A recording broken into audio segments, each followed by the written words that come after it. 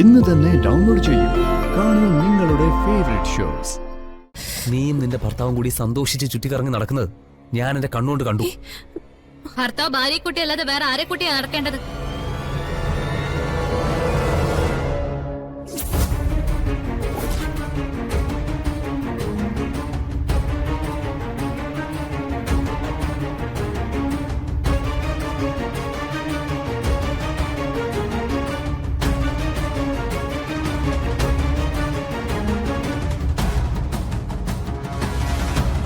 ഒരിക്കൽ ഞാൻ നിങ്ങളോട് പറഞ്ഞതാ ഇനി ഇത് ആവർത്തിക്കരുതെന്ന്.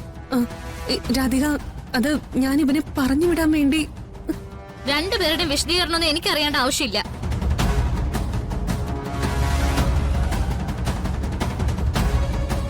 ഗൗതം, വരുണോ ഏട്ടനോ ഇപ്പൊ ഇങ്ങോട്ട് എഴുന്നേറ്റ് വരുവോ ഈ വീടിനകത്ത് താൻ കാണിച്ചു കൂട്ടുന്ന വൃത്തികേടുകൾ അറിയോ ചെയ്താല് എന്താ അനുഭവം എന്നറിയോ? വരുണാണോ അറിയുന്നെങ്കിൽ ഒരു അടി കൊണ്ട് തീരില്ല. കയ്യോ കാലോ തല്ലി ഒടിക്കും. നീ ആരെയാണ് ഭീഷണിപ്പെടുത്തുന്നത്? ഈ എന്നെയോ? ഗൗതം, ദേവനാരായണ തിരുമേനിയുടെ മകള് അതിനുള്ള വളർച്ചയൊന്നും വളർന്നിട്ടില്ല. നിർത്തടാ. ചെയ്യാവുന്ന വൃത്തികേടുകൾ മുഴുവൻ ചെയ്തു വെച്ചിട്ട് അതിന്റെ മേലെ നിന്ന് വെല്ലുവിളിക്കുന്നോ?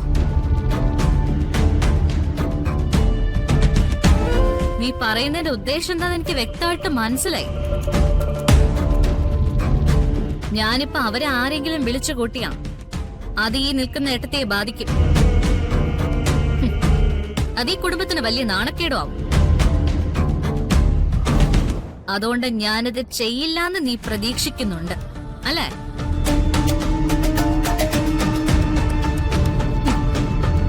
നീ എന്താ വിചാരിച്ചേ?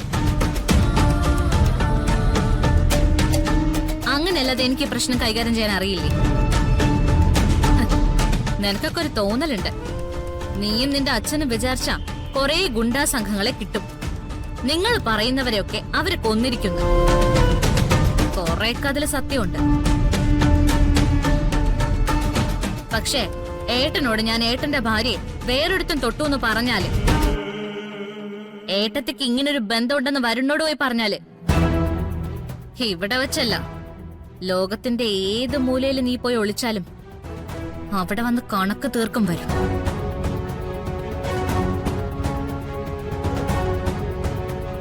ഓ, ഇറങ്ങിപ്പോടാ.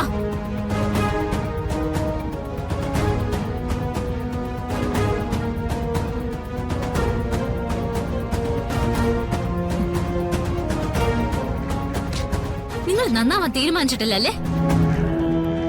ഏട്ടനിപ്പോ നിങ്ങളോട് കാണിക്കുന്ന സ്നേഹമുണ്ടല്ലോ, അതിലൊരു തരി പോലും കൃത്രിമോ ഇല്ല. എന്താ നിങ്ങൾക്ക് ആ മനുഷ്യനിപ്പോ എന്താ തരാത്തത്? നിങ്ങളുടെ ഇഷ്ടാനിഷ്ടങ്ങൾ അന്വേഷിക്കുന്നു, നിങ്ങളെ കൂട്ടിക്കൊണ്ട് പുറത്തു പോകുന്നു, നിങ്ങൾ ഏത് സമയവും സന്തോഷിപ്പിച്ചിരുത്താൻ ശ്രമിക്കുന്നു. ഇതിൽ കൂടുതൽ ഭർത്താവ് എന്ന നിലയ്ക്ക് ആ മനുഷ്യൻ എന്ത് ചെയ്യണം? നിങ്ങളെയും ഇപ്പൊ ഇവിടുന്ന് പോയ അവനെയും ഒന്നിച്ച് മുറിയിലാക്കി അതിനും കൂടി ആ മനുഷ്യൻ കാവലിരിക്കണം. മുഖത്തും ചുണ്ടിലൊക്കെ ഓരോ വില കൂടിയ സാധനം വാങ്ങിച്ച് തേച്ചാ പോരാ. ജനിച്ച കുടുംബത്തിൽ നിന്ന് പഠിക്കണം സംസ്കാരം എന്താന്ന്.